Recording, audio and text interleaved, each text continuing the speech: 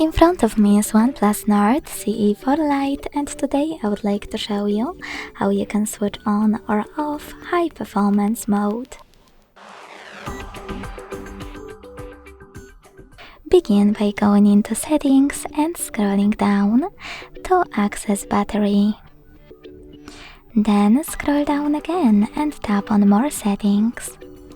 Following that, use the switcher next to high performance mode to activate it and hit OK in the pop-up.